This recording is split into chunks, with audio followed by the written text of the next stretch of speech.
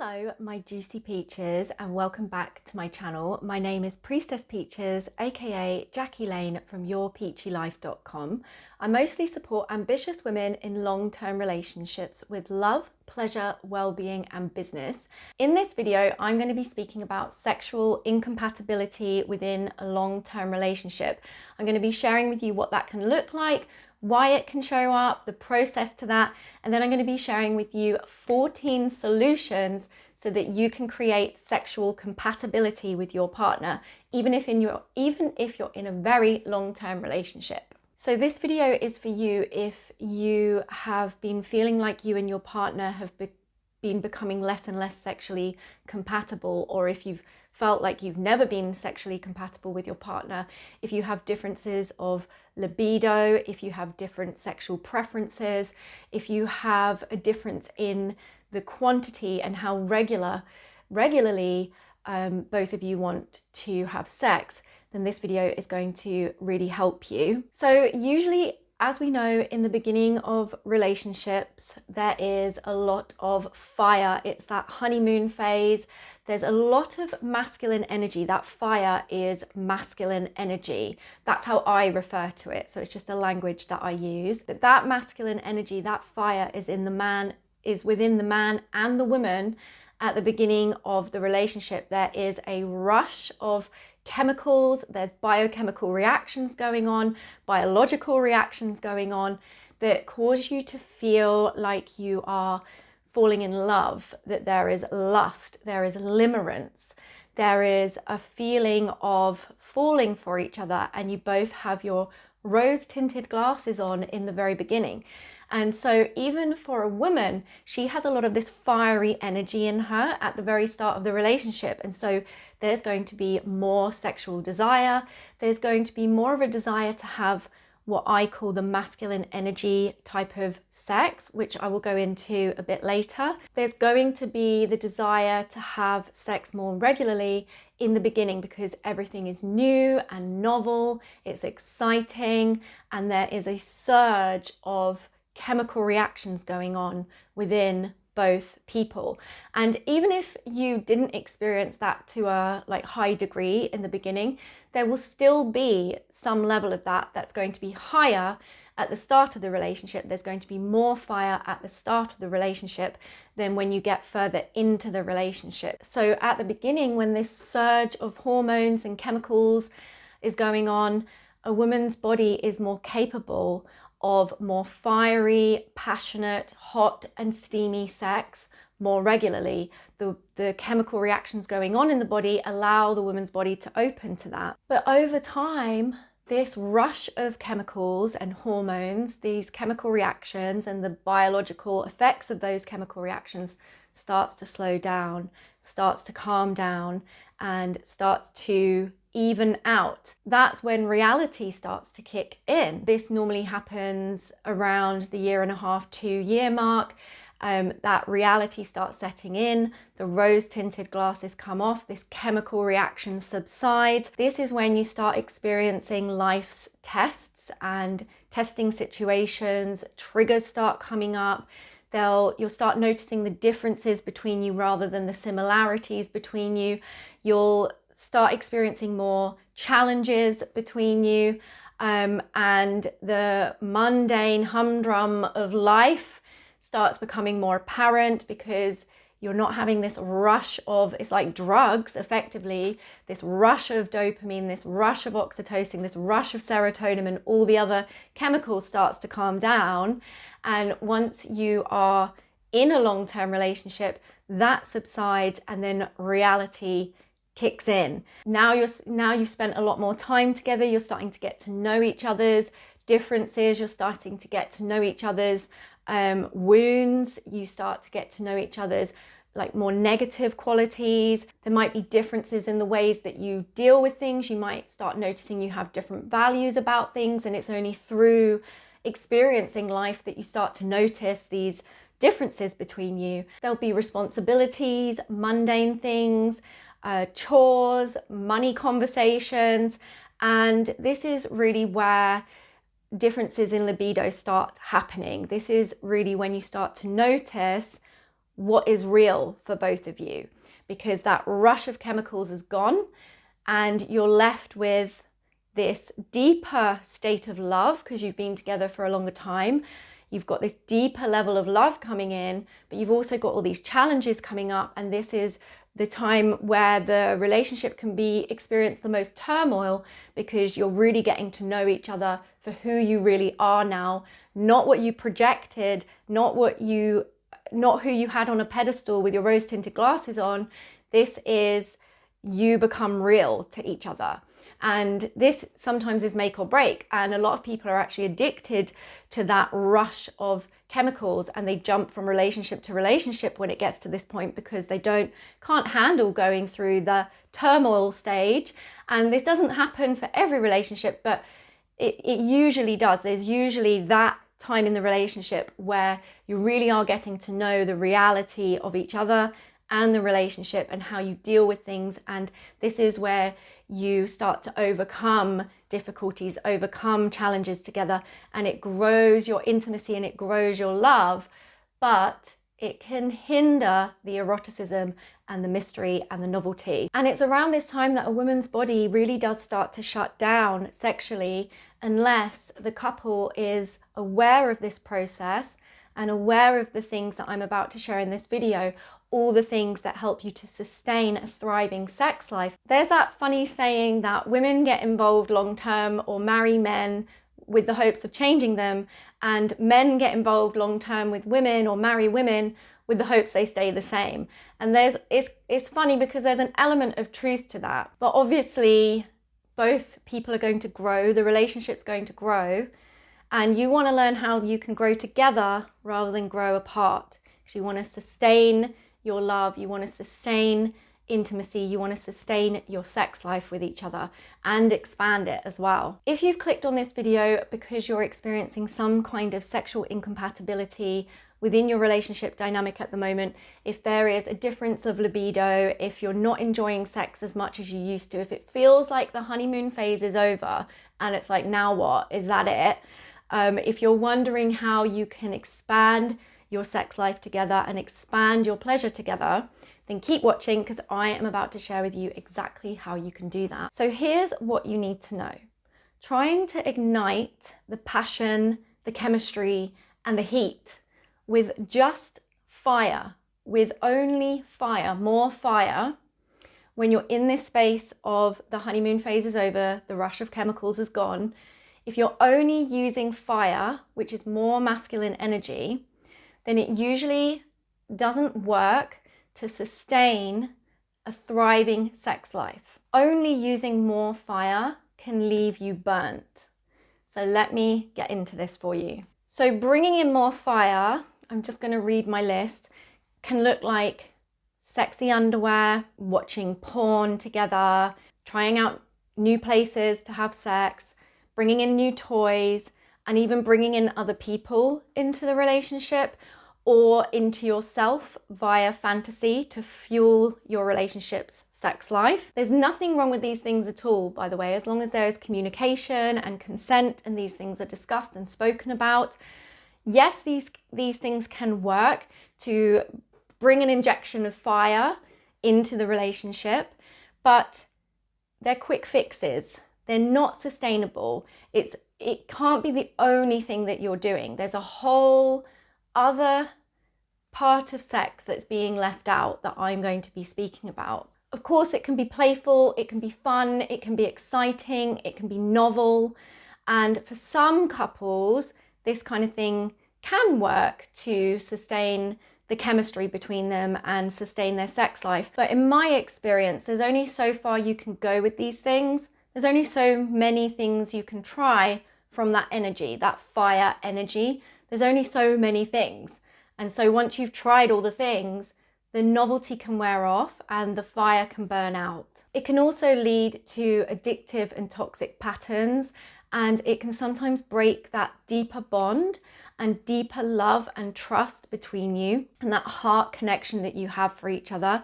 And sometimes, especially for women, it can cause a woman to experience various different types of numbness. Over time, a woman's yoni can desensitize to too many toys, too much masculine energy fueled sex, too much stimulation, both emotional, mental, and physical and sexual. And if you're already in a space where you're the one that's not desiring sex as much as you used to, and you're the one that is struggling with your libido and struggling with turn on and actually wanting to have sex, then it's unlikely that for women, it's unlikely she's going to want to parade around in sexy underwear and come into this space of, it would feel like a performance rather than authentic to her. And bringing other people into the relationship from this space usually doesn't work because you're not solving the deeper issues at hand, and you're still not being inclusive of the things that you actually need to include to sustain and expand your lovemaking. So I just want to say this video is not going to be about monogamy versus open relationships versus polyamory versus being monogamish, okay?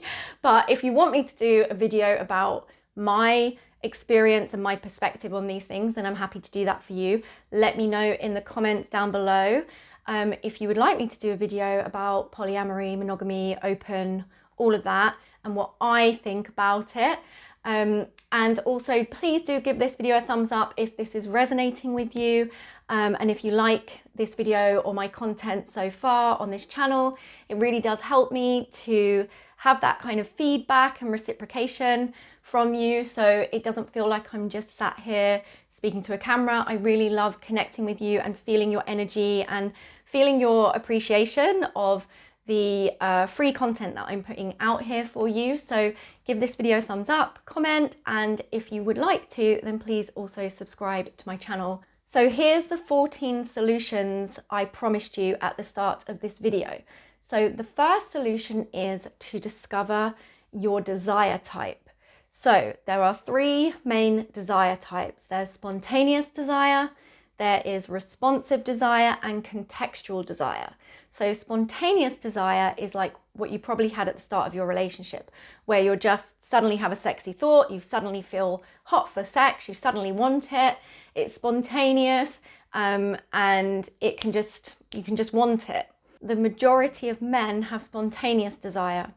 So the majority of women actually have what's called responsive desire. So responsive desire is when something sensual, intimate, or sexy starts to happen, then desire can start to kick in. That is responsive desire. Once the sensual, intimate, sexy thing is happening, then the sexual desire kicks in, the libido kicks in from there.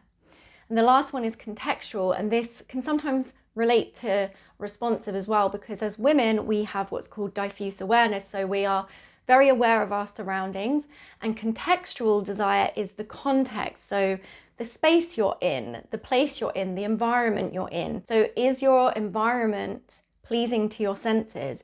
Is the context you're in going to ignite your turn on? So the context that you're in could be something like, if you've got children in the room next door screaming and shouting, you're probably not going to be feeling very turned on and sexy. If you've just been loading the dishwasher or hoovering, that might not cause you to feel very sexy, or it's the context that you're in, and the environment may not be very pleasing to your senses. It might not be very sensual. It may not be very sexual. So these things are a type of responsive desire as well, because you're responding to the context of the situation. You're responding to your environment as well. So you need to work out what kind of desire, what type of desire you have. And it can change as well, because women are cyclical beings. And so obviously if you are in your ovulation phase of your cycle, you may be less caring about your environment and more spontaneous. So bear in mind that your cyclical nature does have an impact, and your phase of life. If you are postmenopausal, there's still cycles and rhythms that you can tune into that are going to help you with your turn-ons and turn-offs. And that leads me to the next one. This is what I call your pleasure compass. There is a woman called Emily Nagoski. She has a book called Come As You Are. And this book is amazing because it speaks about your accelerators and your brakes, your turn-ons and your turn-offs. I call this your pleasure compass. If you've got full force on the accelerator, but you've also got full force on the brakes, you're still not going to get anywhere. And so it's about learning what are the things that bring you joy, that turn you on, that please you, that cause you to feel peace and relaxation, all the things in life and all the things that create a sense of expansion in you and a sense of feeling sexual, feeling sensual, feeling alive and erotic. What are those things? What is your pleasure compass? What are all the things that turn you off? What are all the things that shut you down? What are all the things that come up and get in the way when you are about to be intimate with your partner? What are all the things that stop you, your blocks to bliss, and all the things that shut you down and turn you off and give you the ick, or just cause you to not feel alive and not feel erotic and not feel your erotic essence?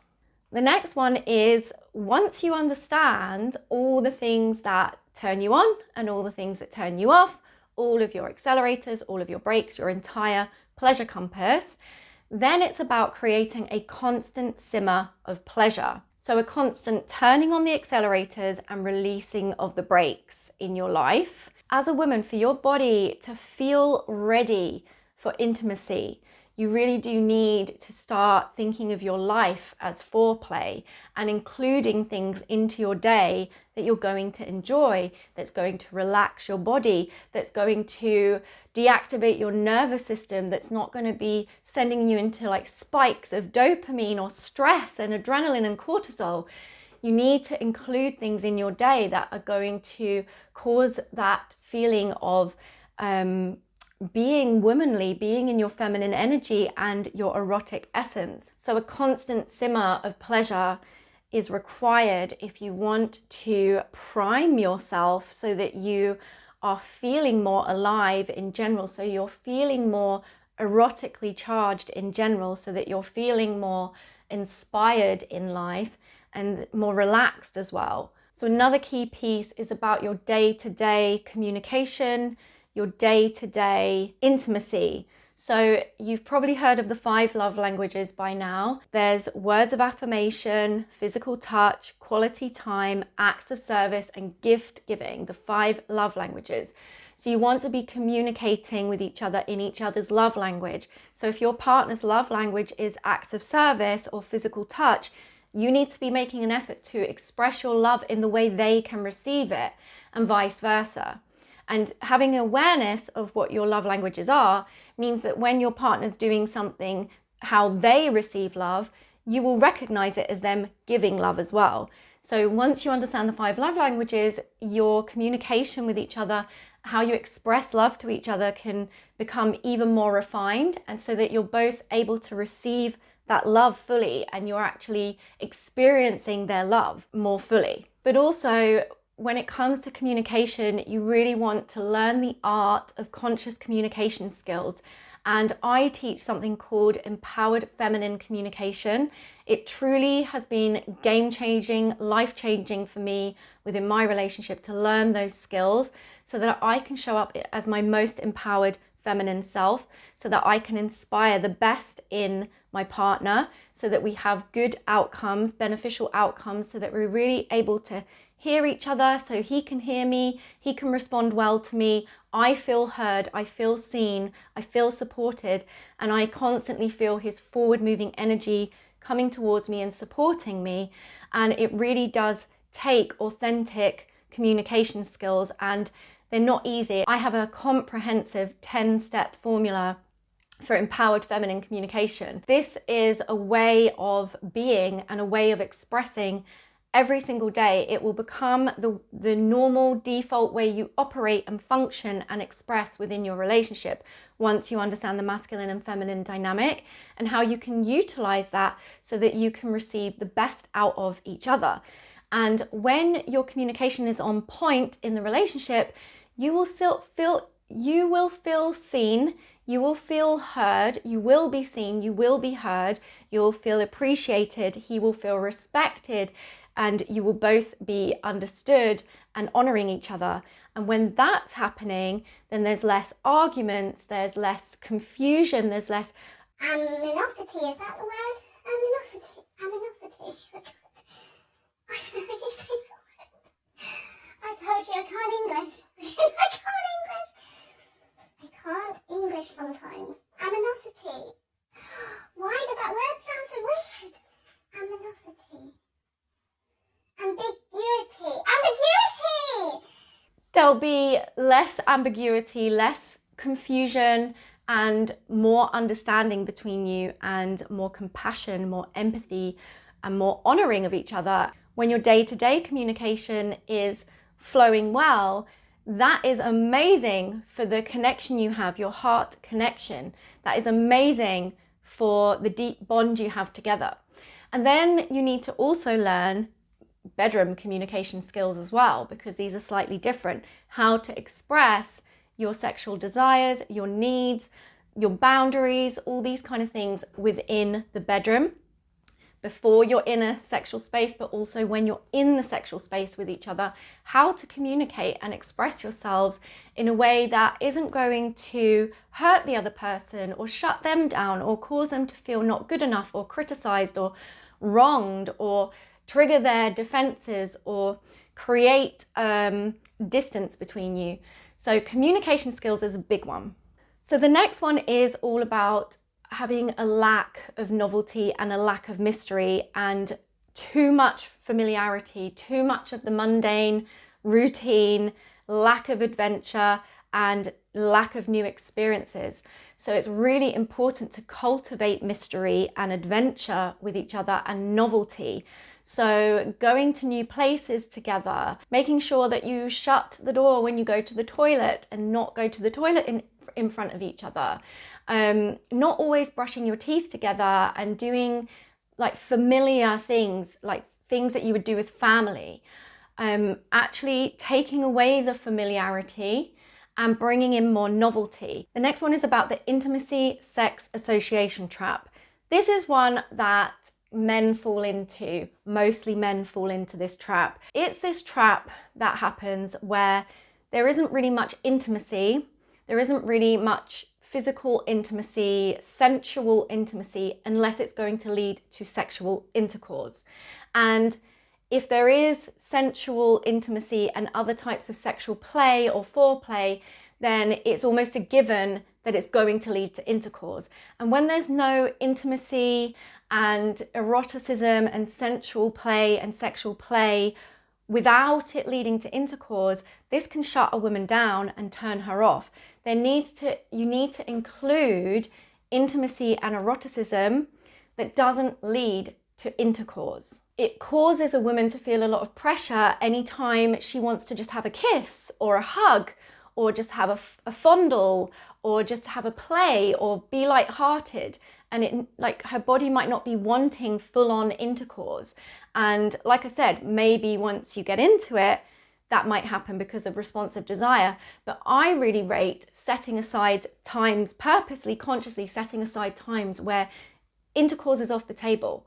It's just about foreplay, or it's just about sensuality, or just about connection and nourishment. It doesn't even have to be about sensuality or sexuality or pleasure as such, just about connection. When you include intimacy without it leading to eroticism and eroticism without it leading to intercourse, a woman's body can relax and you can start to experience other forms of pleasure and play with each other that create that novelty that I was speaking about, that create that mystery. Because otherwise you're just going down the same route, the same path, every single time, the same foreplay, the same expression of sex, the same outcome every single time. Whereas when you take that end goal off the table, intercourse and ejaculation and orgasm off the table, and just make it about connection, nourishment, sensuality, it changes the whole dynamic and you get to experience different kinds of pleasure with each other. So this leads me to my next thing. So the next point is, when we say the word sex, normally what we think of is sexual intercourse. But what if we change the word sex to sexual play? So we are going to experience sexual play today rather than we're going to have sex today. There can be a lot of pressure when you say the word sex. I want to have sex. most of the time we're hearing, I want sexual intercourse, and maybe that's the case. Maybe that is the case. But if you can take the word sex and turn it into sexual play, this broadens what is available to you.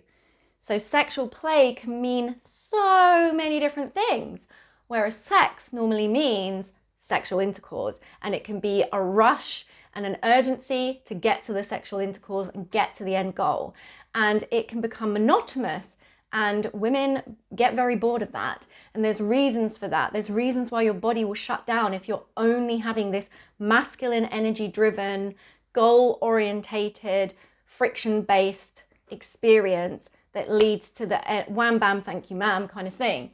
Of course, for a woman, over time, that is not going to be what fulfills you and what really turns you on, because our bodies are capable of so much more than just that. And so if you can take out the word sex, replace it with sexual play, we're going to enjoy sexual play together today. That broadens the horizons, and that means you can include so much more, and it doesn't always have to mean this one outcome.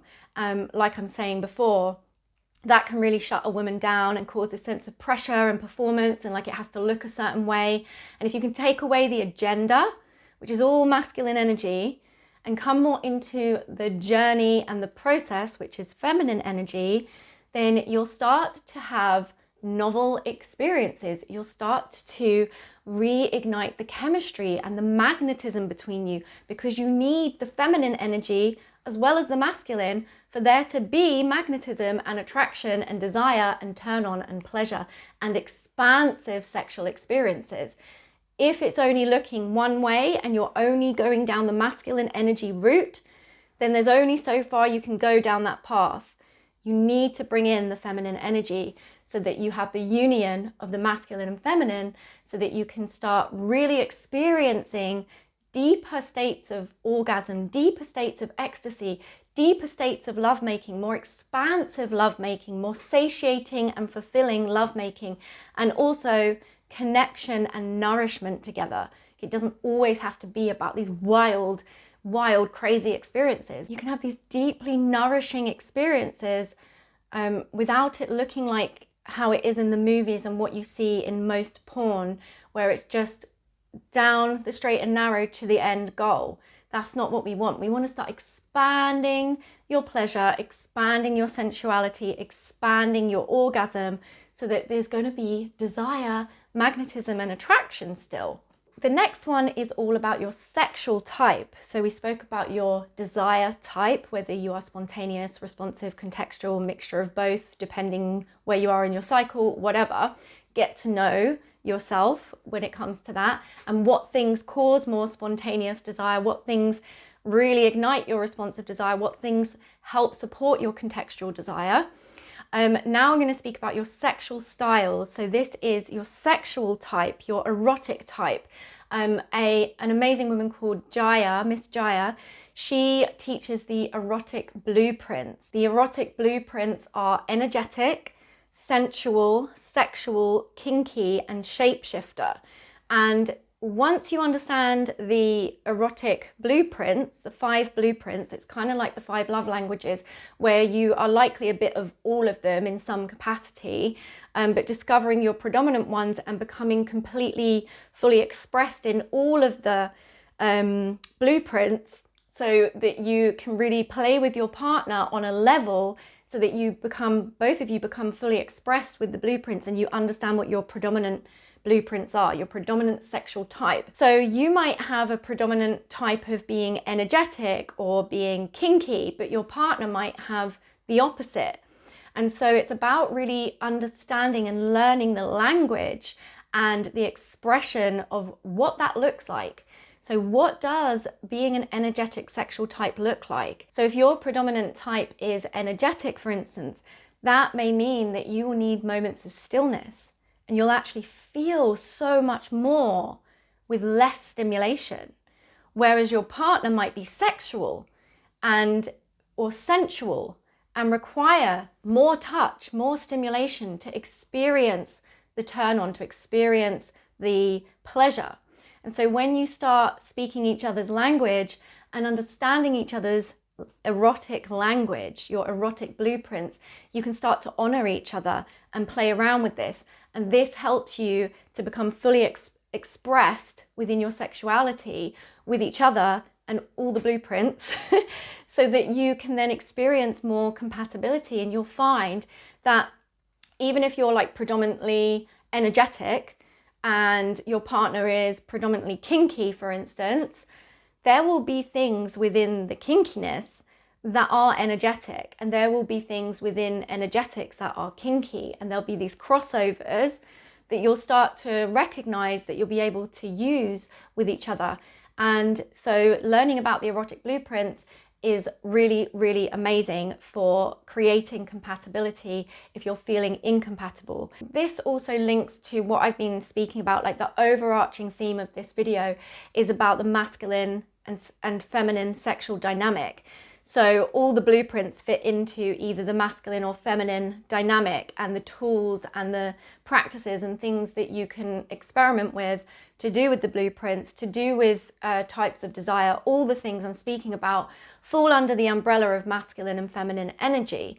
And so when you're really honoring both masculine and feminine energy in the relationship, that's when your sex life can really thrive together. And often, because we don't get taught about all these things, often what's happening in your sex life with your partner is that only masculine energy has been honored for a long time. And over time that shuts a woman down, or it shuts the magnetism down, it shuts the chemistry down, the passion, and it shuts down the libido. And it can work the other way. It can shut the man down as well. When you're not inclusive of both masculine and feminine within your dynamic, then it turns you both off to the very things that create sexual thriving. So I'm going to speak about the orgasm gap, because this is another one that can create a loss of libido in a woman. It can create incompatibility, because more often than not, the man is experiencing, I would say it's not his full pleasure potential at all, because men don't actually really understand what they're capable of. And there's so much more that they're capable of than just an ejaculatory orgasm. But most of the time, men do experience the ejaculatory orgasm during lovemaking. And for them, that is their mission complete. They have spread their seed. They've done their job of reproduction, even if that's not what you're going for. But in the body thinks that. And so they have fully satisfied, they are fully satisfied, fully fulfilled from that ejaculatory orgasm. Whereas a woman, and that is called a peak orgasm, whereas a woman's peak orgasm is the clitoral orgasm. And usually what I have found over time, that in and of itself isn't what is truly satisfying and satiating for her. And what I have found, and I don't know if this is true, but the older a woman gets, the less enjoyment she receives from that peak type of orgasm. And really there are deeper vaginal orgasms available to a woman that she's not really experiencing through intercourse. So again, this is about changing what sex means, not calling it sex, meaning intercourse, shifting it to sexual play, so that a woman can experience her full pleasure potential and there's not this orgasm gap. Because often a woman won't orgasm at all, and he will have an ejaculatory orgasm. And it's no wonder over time she's going to shut down and start not really enjoying it that much, because he's getting everything and she's not. And she's got this whole buffet available, yet they're not dipping into that buffet. He's getting his full plate, he's getting everything, and she's just having a starter. He gets his starter, main course and dessert within that ejaculatory orgasm. She gets a starter. Now you tell me if he would keep showing up if it was the other way around. Like, of course not. Like, it's not, that dynamic it creates resentments and it creates problems. And I'm going to go into this now, because this peak orgasmic experience, the peak orgasm, ejaculatory for men, clitoral for women, this type of orgasm releases so much dopamine, as much as what somebody gets when they shoot up heroin.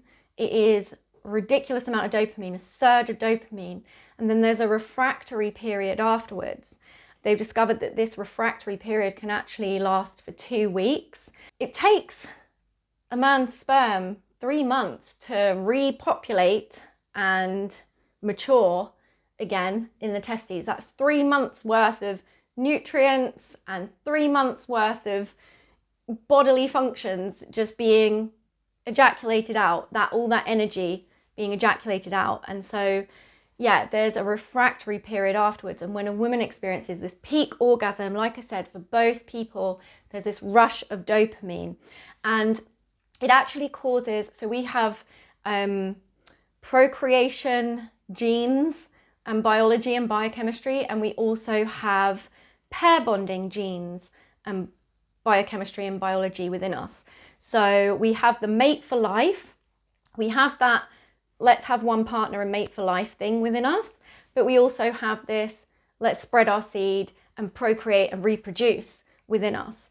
And when you're experiencing an ejaculatory orgasm and a peak orgasm for a woman, then it is when you're having this masculine fueled sex, then you activate these procreation pathways of chemicals and biochemical reactions within the body.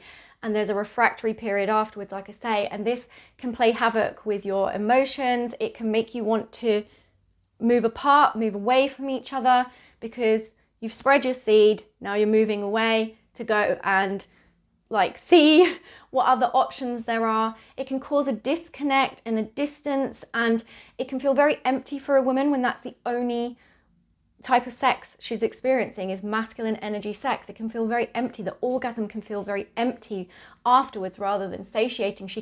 You literally have a come down, if you get what I mean. And so it's really important to learn how to activate your pair bonding genes. And you do this by moving into different orgasmic states and different types of orgasm. Orgasm that goes down different nerve pathways, different pleasure pathways, different meridian lines within your body that create different hormones, neurotransmitters that don't just create a big surge of dopamine. There's different types of orgasm that travel different pathways that create more oxytocin, more serotonin, and less of a spike of dopamine. And so when you're experiencing those types of orgasm, and like I said, different states of pleasure that's not even about orgasm, sexual play without orgasm, dun dun dun. When you're experiencing this kind of intimacy and eroticism without orgasm, you activate pair bonding pathways, pair bonding genes, and it brings you closer together. And you're left wanting more. You're left wanting to explore. It takes the pressure off. You are in a state of what is called relaxed arousal. And so you need to learn how to experience relaxed arousal so that you're not activating your sympathetic nervous system of fight, flight, freeze, adrenaline, cortisol, that kind of thing. You want to be moving into the rest and digest so that your body creates relaxation. And when you're in this space, you can access the deeper states of pleasure, the deeper states of orgasmic bliss, the deeper states of orgasm that are available to you. And that means that you are activating the pair bonding genes, and you're going to come closer together and feel magnetized to each other. The attraction is going to sustain. There will be actual chemistry. You will reignite the chemistry between you because of this. So there's just 3 more. So the next one is not having any sexual healing practice. So you really need to learn the tools and the practices and the things that you require to heal yourself sexually. So it's likely you've got sexual conditioning, which can be traumatic. You may have experienced sexual trauma. You may just have had a very limited education about what sex is, what it looks like. You need to re-educate yourself and learn and grow sexually, and part of that is sexual healing. And when you are allowing yourself regular sexual healing practice, so that you are connecting with yourself and allowing whatever is there that needs healing to come up and work with it on a sexual level, both individually and together, when you understand that sex doesn't have to look this certain way, it doesn't always have to be this wild, ecstatic thing that leads to an orgasm at the end. Like you can actually have a really deeply intimate healing experience with each other. When you bring in sexual healing into your life and into your relationship, you clear away all the things that need to be healed so that your sex life can thrive and shine. So these are the things you need to include in your sex life if you want to create that compatibility. You need to be including sexual healing. You need to be including intimacy without sexual play. You need to be including eroticism without sexual intercourse and eroticism without orgasm.